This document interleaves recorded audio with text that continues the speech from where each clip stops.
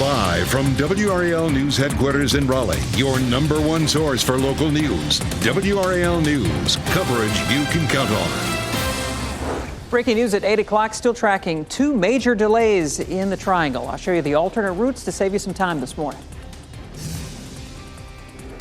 And low pressure that brought clouds and rain yesterday is moving out, but it has left some clouds. Those clouds are starting to break up in parts of the viewing area. I'll show you when we'll see sunshine and temperatures in the 70s. And hundreds of thousands of North Carolinians will cast their ballot today on this Super Tuesday. We're breaking down everything you need to know before you head out. The Raleigh skyline could be changing. The vote happening today that could allow for taller buildings along the planned New Bern Avenue bus rapid transit line. It's 8 o'clock straight up as we bring you inside the WRAL studio here, and a Super Tuesday here. A lot to tell you about. We're glad you're with us. I'm Jeff Hogan. And I'm Michelle McConaughey. Yeah, before we get out to all of that, check out this skyline behind us over Dix Park. It looks a little ominous this morning, but meteorologist Elizabeth Gardner says no rain expected for today. It's going to clear out. It's going to be pretty nice today. It definitely is. Right now we're dealing with a lot of cloud cover, but this low is moving out quickly. We're beginning to see the clouds thin a little bit in our southwestern counties. And of course, as that low moves away from us off to the north and east, this is where we'll start to see some clearing. So we'll see that clearing first in southern Pines and then around the Triangle area, say 10 or 11 o'clock this morning, and the rest of the viewing area clears pretty quickly after that. We'll see temperatures in the mid 70s this afternoon with lots of sunshine. But our system that arrives here for Wednesday gets here by, say, early in the morning. We'll see that spreading across the viewing area during our morning commute. And some of the rain will be heavy at times. You see the yellow and red color contours. That's where the rain will be heaviest, with possibly a rumble of thunder, but we're not looking at anything severe. Once we get past lunchtime, it becomes more scattered in nature and less steady, but we'll continue to have the chance of a shower and the clouds will linger. Here's a look at at Pinehurst right now, and you can see a little bit of sunshine trying to break through. It's still a bit damp from some showers that we saw yesterday. 57 is our current temperature, looking at 58 in Fayetteville, 56 in Rocky Mount, and 52 in Roxborough. So it's a mild start this morning. Just some cloud cover if you're about to head out the door, with clearing coming up in the next couple of hours. Sunshine this afternoon with highs in the mid 70s. Coming up, we're going to take a look at the weekend. It looks like Saturday could be a soaker. Brian? Elizabeth, it is 8:02 and we are following breaking news this morning with a couple of crashes creating some pretty big delays in the triangle. First of all, this crash on 40 westbound right around the Clayton bypass. DOT now says everything's on the right shoulder right there at the bypass, but we're still seeing some lingering delays. I checked, and I think that this indication here on the map is from that original crash. This is not a second crash there right around 42, but you can see those big backups on 40 westbound. If you can pick it up from 70 or the Clayton bypass, you're in good shape heading into Garner. Look out for some very heavy ramp delays building on Highway 42 through the Cleveland community this morning. It might save you some time to head on out to the Clayton bypass interchange and take 70 westbound back to I-40 as opposed to getting stuck in that traffic right there in Cleveland. If you're in the McGee's Crossroads area, the backups on 40 westbound begin right around the Sanders Road Bridge. Consider using Highway 50 as your alternate route to save you about 15 to 20 minutes this morning.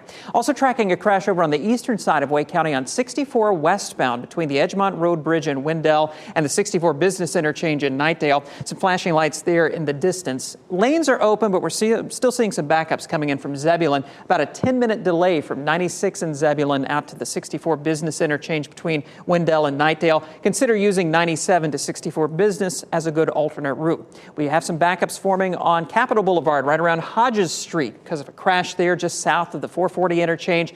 It looks like traffic is getting by in that area, but expect to see some police activity. Also watching some building delays in Durham in both directions of 885 on either side of 885 right now, looking at about a 5 to 6 minute delay. If you're getting ready to head out, remember you can listen to us live on the radio anytime at 99.3 in Raleigh and 96.5 FM in Durham.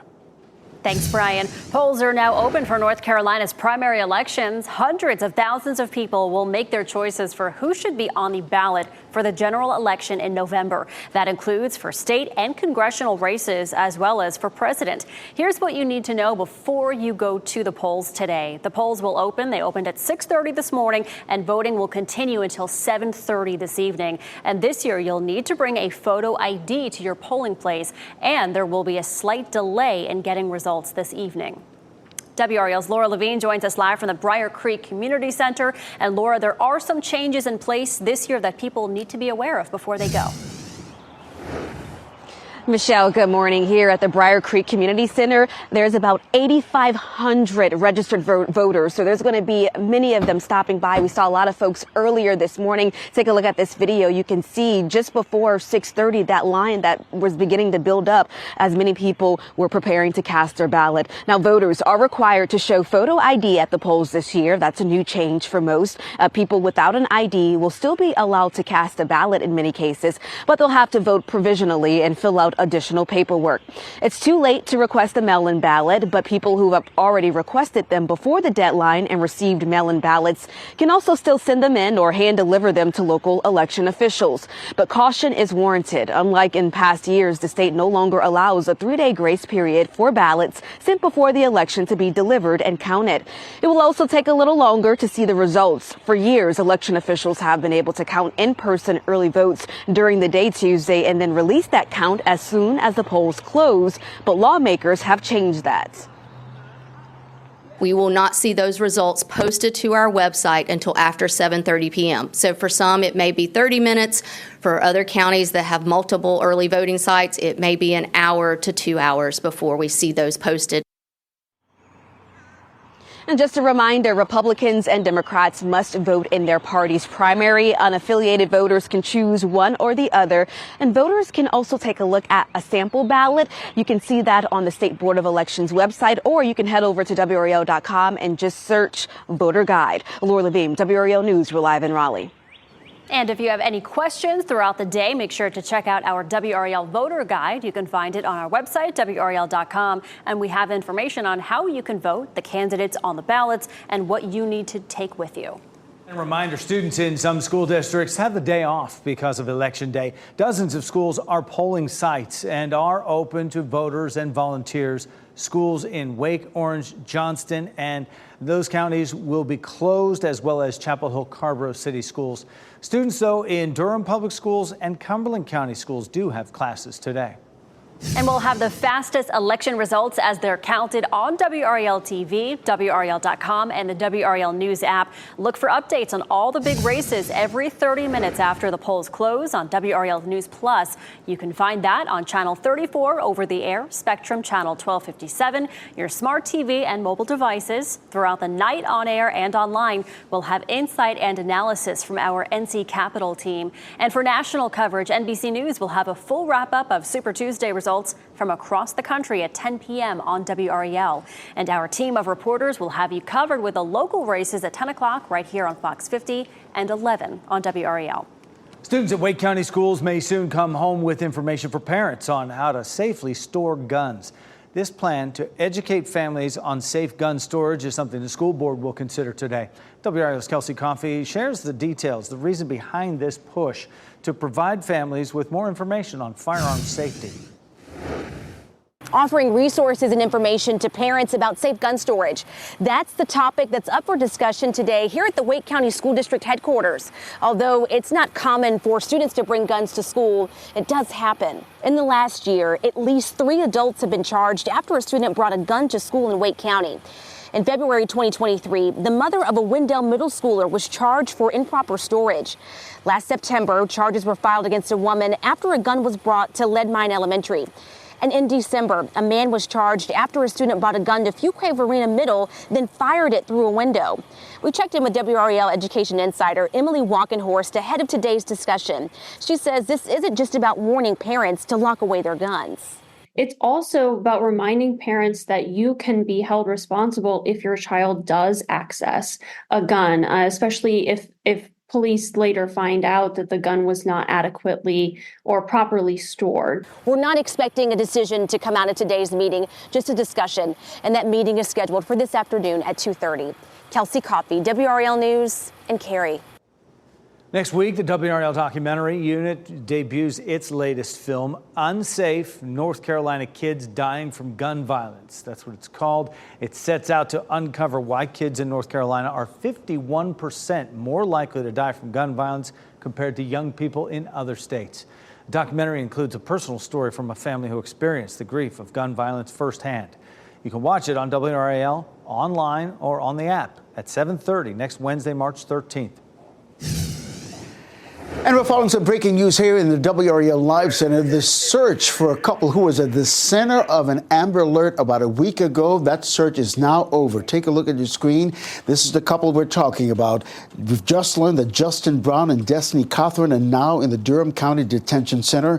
They were taken into custody just after midnight. If you recall, a week ago, they were the subject of an Amber Alert because of this little boy, their little boy Jackson, who they took and was traveling with them. They ended up giving that little boy over to authorities, and they took off. And now we know that Destiny Catherine and Justin Brown are in custody. We're working to find out if they turned themselves in or where they were taken into custody. We will be reporting on this story throughout the day. Look for new reporting in our newscasts, online, and of course, the WRAL News app.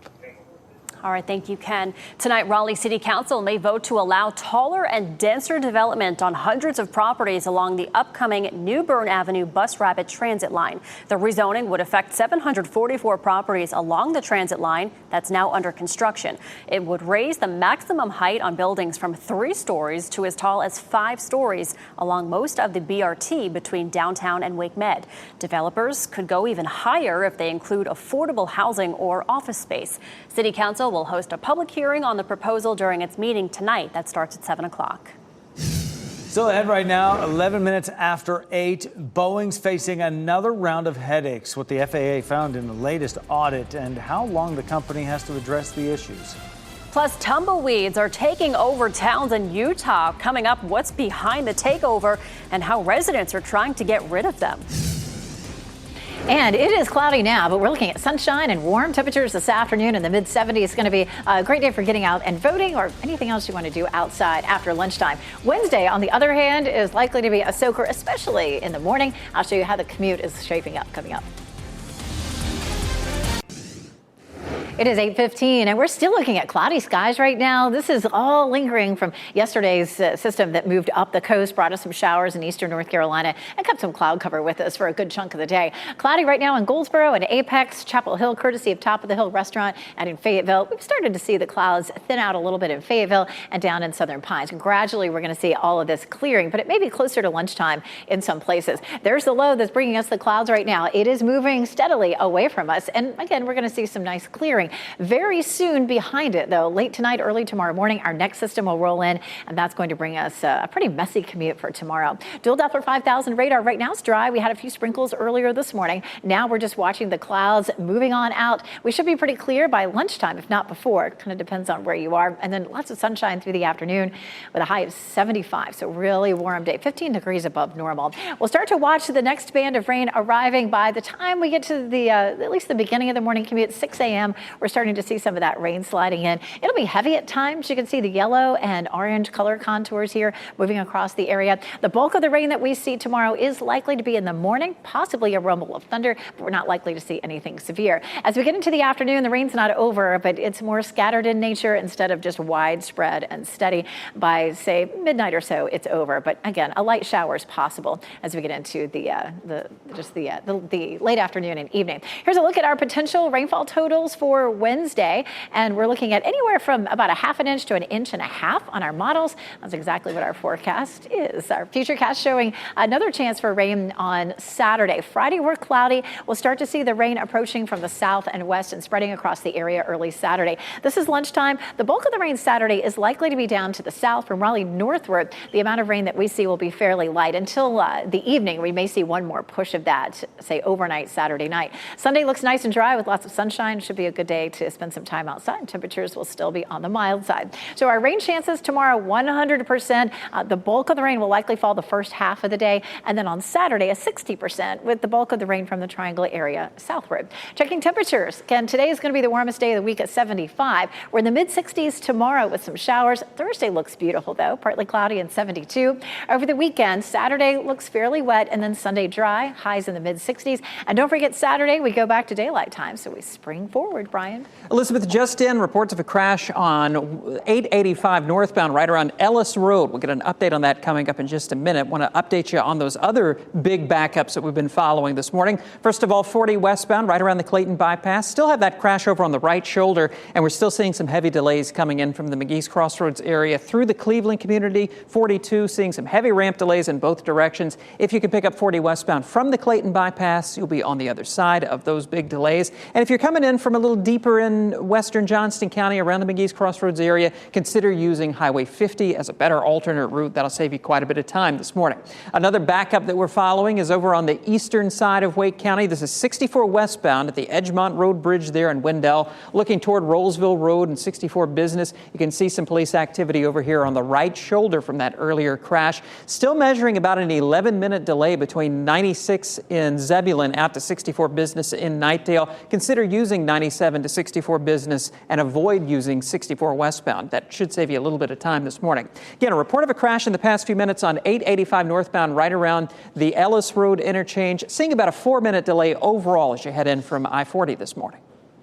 Thanks, Brian. North Carolina is one of 16 states conducting presidential primaries today for Super Tuesday. Heading into the big day, former President Donald Trump is adding to his growing lead in the delegates race. And for the Republicans, Trump won all 12 caucus sites in North Dakota last night. He's won nearly every race over Nikki Haley so far. Haley did avoid a complete sweep with a win in Washington, D.C. this weekend. A third of people who are registered voters in North Carolina are unaffiliated. Today, they can choose to vote in either the Republican or Democratic Party. Some of them are unsatisfied with either option, though, and that could play a major role come November. Unaffiliated voters are the largest group of registered voters in North Carolina. The way they choose to vote in the general election will play a large role in which presidential candidate wins the state. Some of them are pushing for a different choice altogether. I'm not going to vote for Joe Biden, and I'm not going to vote for Donald Trump. And so I would prefer a third party candidate to be available. And I think a lot of people think exactly like I do. Another campaign that's growing in the state is the Abandon Biden campaign. It's encouraging people who vote in the Democratic primary to choose no preference instead of voting for Biden, who is unopposed in the state. It's seen as a protest vote over Biden's handling of the Israel-Hamas war.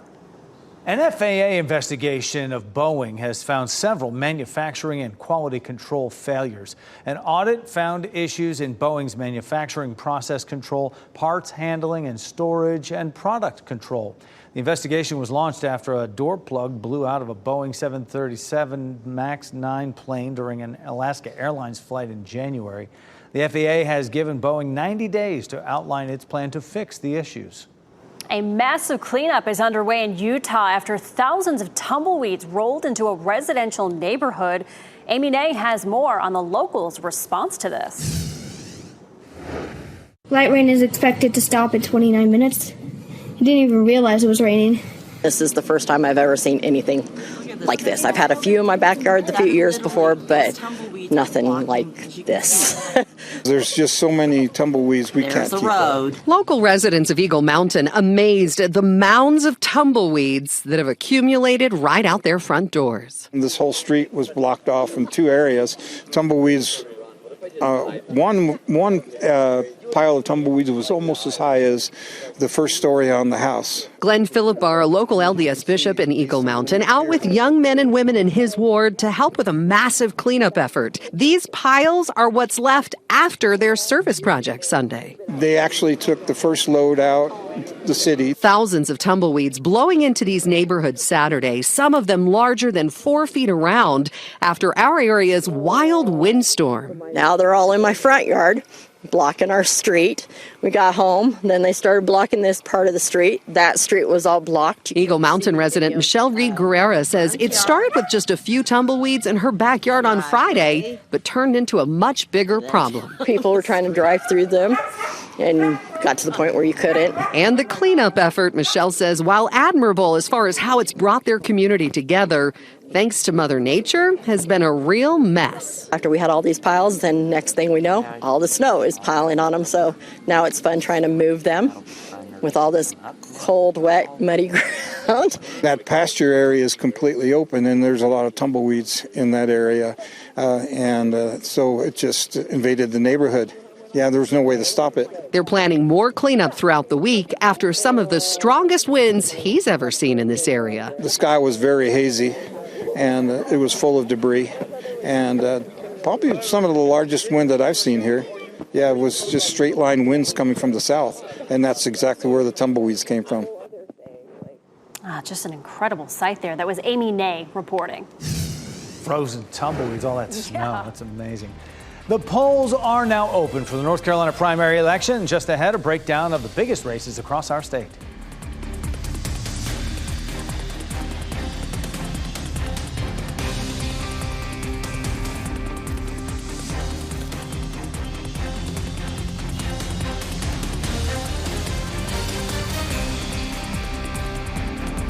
As you get into your car, tune to WRAL News Plus on your radio. In Raleigh on 99.3 FM. In Durham, 96.5 FM. And everywhere on 101.5 HD3.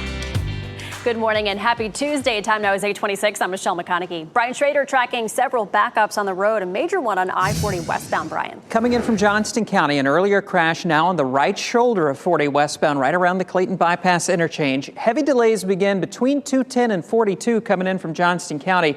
If you can pick up 40 westbound from the Clayton Bypass, you're on the other side of those delays. Look out for some heavy ramp delays still on Highway 42 in the Cleveland community. And if you're coming in from McGee Crossroads, consider using Highway 50 as an alternate route to save you quite a bit of time. Also watching some delays on 64 westbound coming in from Zebulon. You can see here just beyond the Edgemont Road Bridge. Before you get to 64 Business, some activity there on the right shoulder. I don't think it's taking 27 minutes in delays to make that trip from Zebulon, but you will see some significant backups. We're seeing some cloud cover lingering from yesterday's system. Now, that system is exiting to the north very rapidly, but we have a deck of low clouds that's with us right now. Just give it a couple of hours and those clouds will break up, and we're going to see plenty of sunshine through the afternoon. They're still hanging pretty tough right here in Chapel Hill, though. It was a little damp overnight last night. We had a little light shower that rolled through, but the roads are drying out nicely. Weather, if you're headed to the polls right now, is in the 50s. They're looking at temperatures 58 in Fayetteville, 52 in Roxborough, 57 in Goldsboro. But once those clouds break up between now and lunchtime, temperatures will climb quickly. We'll see a high of 75 with sunny skies this afternoon. Thanks, Elizabeth. Polls are now open in North Carolina for this year's primary election. Here's what you need to know before you head to the polls. Voting continues until 7:30 tonight. If you're in line when that time comes, you will still be allowed to vote. You'll also need to bring a valid photo ID. Votes will also be counted after polls close. Next on Fox 50, a look at the big races for this year's primary. And up next on Today, Annette Benning is live in studio. Shot in 4K ultra high definition. Your number one source for local news. WRAL News. Coverage you can count on. Breaking news at 8:30. We're following backups with two collisions right now in the triangle. I'm going to show you how bad the backups are and the best alternate routes to consider. And the low pressure system that brought us some showers and some cloud cover yesterday is moving on out. It's going to take the clouds with it, leaving us sunshine and warm temperatures this afternoon. I'll show you when we'll hit the 70s. Polls across our state are now open for today's primary election. We'll have a breakdown of some of the biggest races. And ShotSpotter in Durham will be no more. What was behind the council's decision to vote against a 3-year contract with that technology? Very controversial, something we've been talking about for quite a bit. So we will get to that story coming up. Thanks for sticking with us on your Tuesday. I'm Michelle McConaughey. I'm Jeff Hogan. Yeah, thanks for having us in for news here as we get things rolling. You see the clouds. It is mild, though, and it's going to get nice. Yes. I know there's been a little mist out there this morning, but Elizabeth Gardner in the WRAL Severe Weather Center, the payoff a little bit later will be worth it. It absolutely will be. That low is moving on out quickly. We just have a layer of moisture that's right here close to the surface, and the sunshine right above us is going to do a number on that and help to break those clouds up soon. Take a look at Futurecast, and you can see that clearing quickly between now and lunchtime, and then we'll see the temperatures climbing fast into the upper 60s by noon and mid 70s for highs this afternoon. But tomorrow's going to be a wet start to the day. We start to see the rain pushing in by around 6 or 7 o'clock in the morning. Some of that's going to be heavy. You can see the yellow and red color contours there. Once we get to lunchtime, it begins to turn more scattered instead of just widespread across the viewing area. At any point, really, during the morning into the afternoon, there could be a rumble of thunder, but I'm not expecting anything severe out of the system. Look up above the clouds here. There's just some times this camera is exactly what you need to see. Lots of blue sky right above us. It's just a shallow deck of moisture with some cloud cover sitting here. That tower right there is our Mix 101.5 radio tower. So we're very close to seeing this cloud deck breaking up and that sunshine shining through. 57 is our current temperature. It's 52 in Roxborough, 58 in Fayetteville, 55 in Goldsboro. So not a bad day. I know we're still stuck in the clouds in most places right now, but we'll see sunshine by lunchtime at 68, and this afternoon 75 with lots of sun. We also have a chance for rain on Saturday. I'll show you how that could affect your weekend. Coming up, Brian. It is 8:32 right now. Still tracking some pretty heavy delays on 40 westbound coming in from Johnston County. We had an earlier crash that closed all lanes right there at the Clayton bypass. Those lanes now are open, but we do have activity on the right shoulder, and those backups begin right around the Sanders Road Bridge if you're coming in from the McGee's Crossroads area. So between 210 and 42, you're going to hit those backups. Heavy ramp delays building in both directions at 42 through the Cleveland community. Again, if you can pick up 40 westbound from the bypass, you're in good shape. So, depending on where you are in the Cleveland area, you might consider using 42 to get out to the Clayton bypass and rejoining 40 westbound on the other side of those backups. I just checked our sensors, and we've been suggesting Highway 50 is a good alternate route if you're coming in from McGee's Crossroads. That has changed now because congestion has gotten so much worse there. It's going to save you time just to be stuck in that traffic on 40 westbound this morning. So go ahead and plan on a 20 to 30 minute delay as you're getting ready before you head out from the western side of Johnston County, heading up toward Garner and Raleigh. We'll head over to the eastern side of Wake County right now. Still seeing some lingering delays on 64 westbound because of an earlier incident over on the right shoulder, right around the Edgemont Road Bridge. A lot of that is starting to clear up, but with those lingering backups, you might consider using 96 to 64 Business as a good alternate route. We've also been watching a report of a crash on the northbound side of 885 in Durham, right around Ellis Road. Still seeing about a 4-minute delay overall on sensor. Well, you see that live update now. It just jumped up to a 7-minute backup. So we'll keep our eyes on that for you. Take a look at those major approaches into Raleigh at the moment. Looking at a 7-minute delay coming in from Wake Forest as well on southbound Capitol Boulevard from 98 to 540. And happening now in the WRAL Live Center, people in New Orleans are bracing for another round of severe weather today. Look at what they're already dealing with after heavy flooding from Monday's storm. That storm bringing heavy rain. You can see people can barely make their way around New Orleans. Many of the streets are impassable. Thousands of customers are still without power this morning. A flash flood warning in effect for parts of southeast Louisiana. Again, more severe weather heading to New Orleans this morning again. Flood-prone area. Ken, thanks for that. Polls are open now in North Carolina. 2 hours into it now for this year's primary election. Hundreds of thousands of people will be headed to voting booths to decide who will be on the ballot for the general election in November. Here's what you need to know before you head out to the polls today. Voting continues until 7:30 tonight. If you're in line when that time comes, you will still be allowed to vote. And this year, you'll need to bring a photo ID to your polling place. That can be a driver's license, passport, or other form of ID approved by the Board of Elections. There'll be a slight delay in getting results this year because of a new law that doesn't allow any votes to be counted until after the polls close. And there are a few big races here in North Carolina. WRAL's Laura Levine joins us from Briar Creek Community Center. Laura, tell us about the ones voters will see on the ballot today. Michelle, North Carolina is among 16 other states as well that will have voters head to polls just like this one here in Briar Creek to help select the major party nominees for this November's presidential election. It is also the day where North Carolina voters will select major party nominees for governor and a host of other statewide offices. Starting with the primary for the Republican presidential nomination, former President Donald Trump addressed voters Saturday in Greensboro, confident he'll be the one to take on President Biden. And Nikki Haley, former UN ambassador views this Super Tuesday as an off-ramp for many Republicans and unaffiliated voters desperate to move the country forward. The primary elections for governor will set up one of the most watched gubernatorial races in the nation.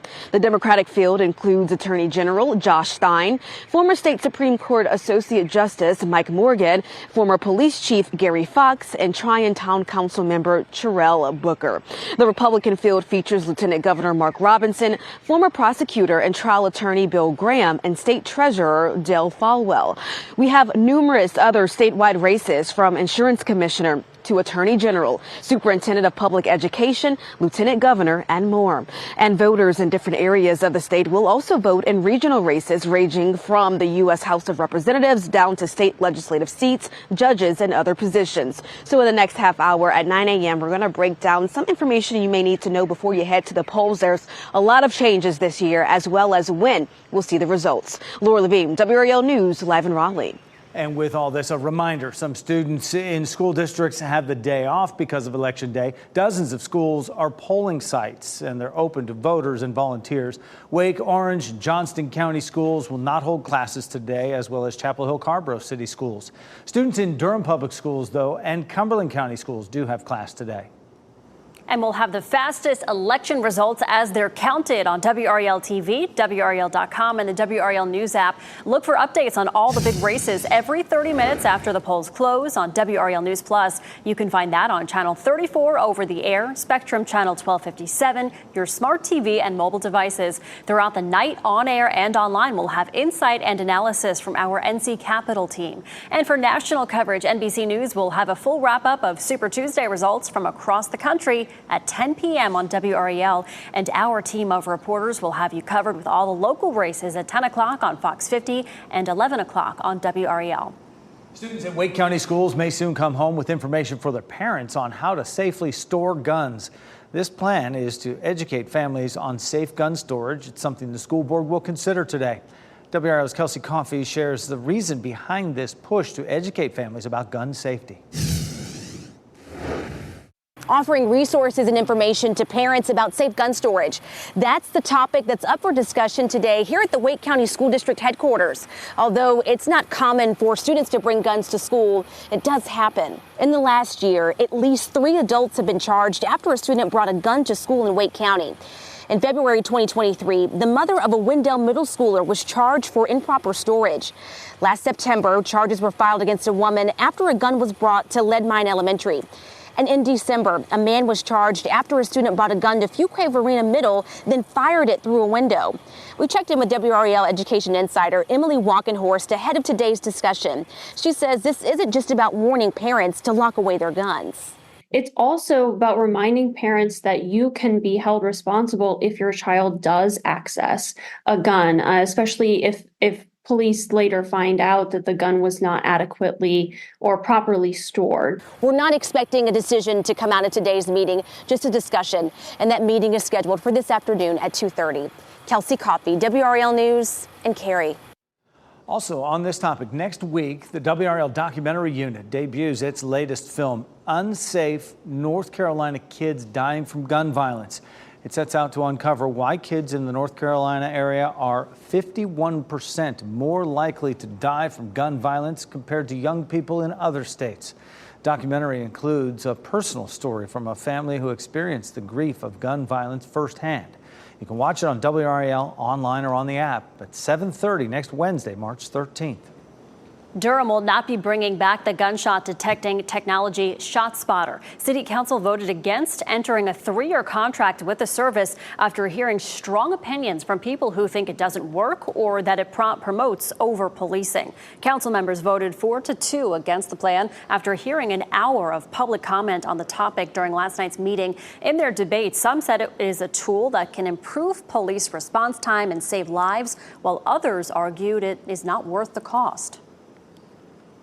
ShotSpotter, even if it worked as intended, which as the data is in front of us today does not even seem to do that, it does not do the one thing that community is calling on us to do, which is life-saving requests of prevention. No one ever said that ShotSpotter was going to reduce gun violence. No one said that. That argument was created and then refuted as part of the discussion. Mayor Leo Williams and Mayor Pro Tem Mark Anthony Middleton cast the two votes for the technology, arguing it's a tool that can help improve police response times and save lives. It would have cost the city more than $650,000. A Wake County firefighter faces 20 counts of child sex crimes in Guilford County. Charges against 34-year-old Andrew Kinsey include a sexual exploitation of a minor. He resigned on February 27th. Kinsey had worked with the Northern Wake Fire Department since 2019. 8:41 the time right now on our Tuesday, and still ahead, a French street artist is leaving his mark across the world. The artwork that's invading the streets of Paris ahead of the Summer Olympics.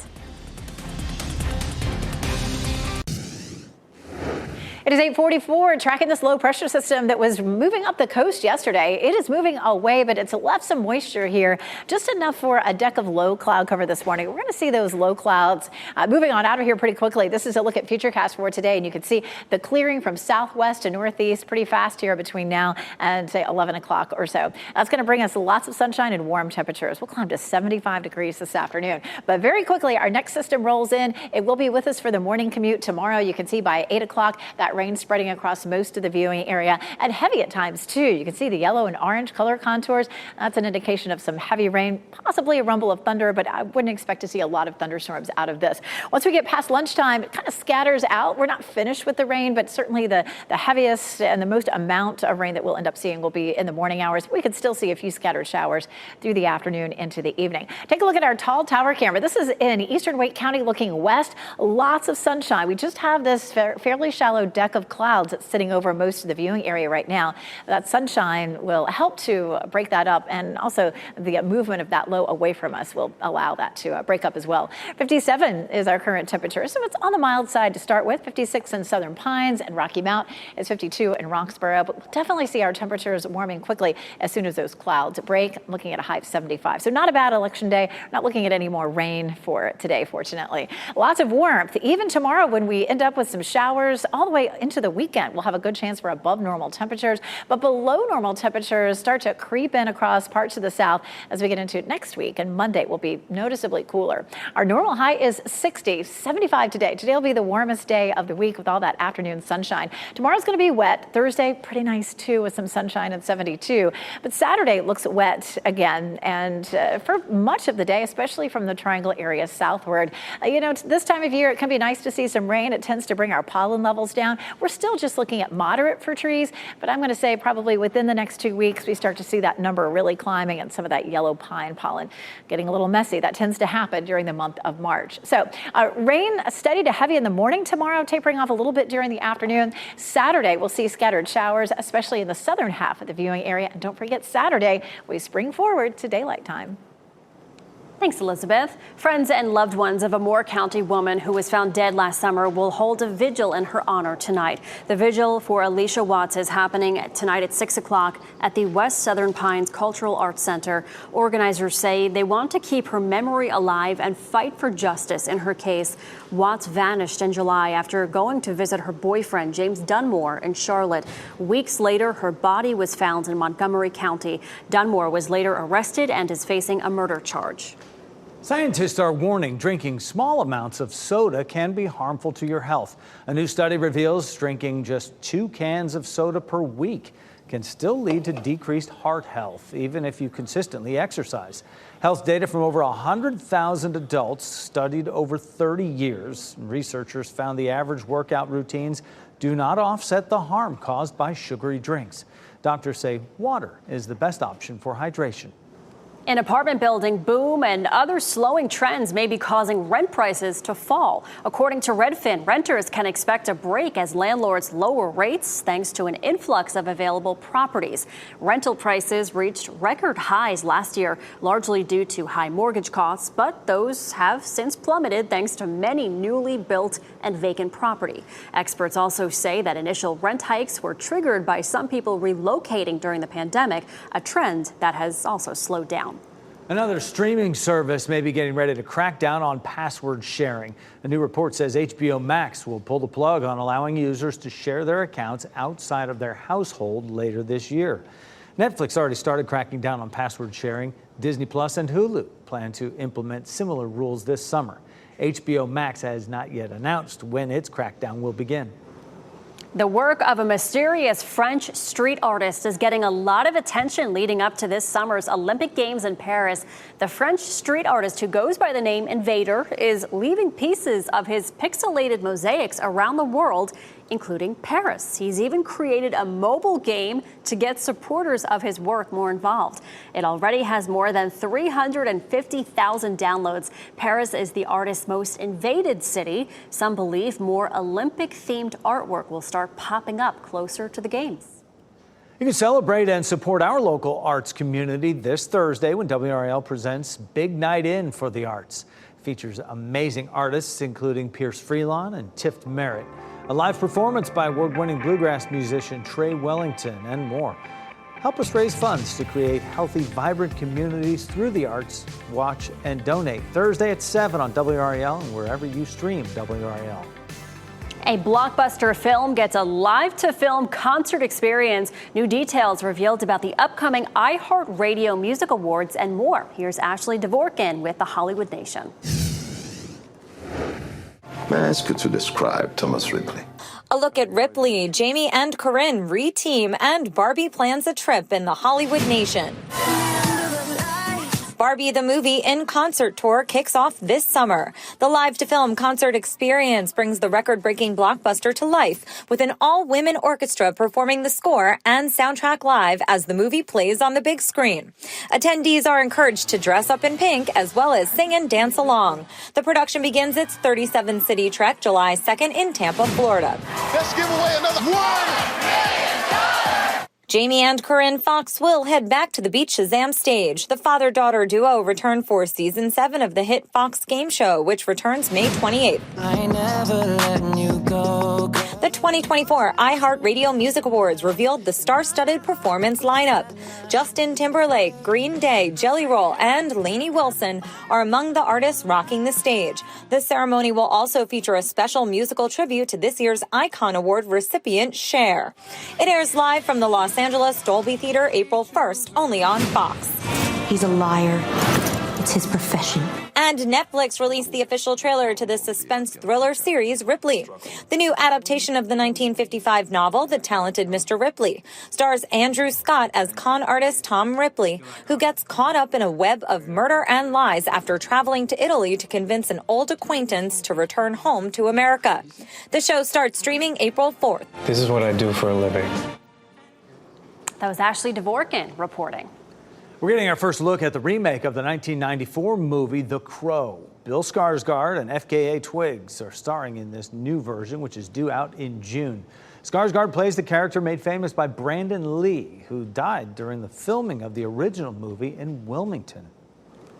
Former NC State quarterback Russell Wilson will be looking for a new job in the next NFL season. The Denver Broncos say they'll release the 35-year-old next week when the new NFL year officially begins. Wilson's 2 years in Denver were disappointing, with the Broncos missing the playoffs both years. The 9-time Pro Bowler was benched near the end of last season. ESPN's College Game Day is coming to Durham. The Game Day team will be at Cameron Indoor Stadium Saturday morning for part 2 of the Battle of the Blues. Duke is looking for revenge on its home court after UNC beat the Blue Devils at the Dean Smith Center last month. Doors open for Game Day at Cameron Indoor 9:30 Saturday morning. The show starts at 10. Admission is free. So apparently Taylor Swift's songwriting skills may be somewhat genetic. The performer is related to famed poet Emily Dickinson. According to a new analysis from Ancestry.com, it found Swift and Dickinson are 6th cousins 3 times removed. Still counts, though. Swift mentioned Dickinson's influence during her 2022 acceptance speech for the Songwriter Artist of the Decade Award from the Nashville Songwriters Association International. Still counts. Yeah, it does. Yeah, it does. All right. Before we head to break, here are your winning lottery numbers. We'll get another check on weather and traffic coming up next.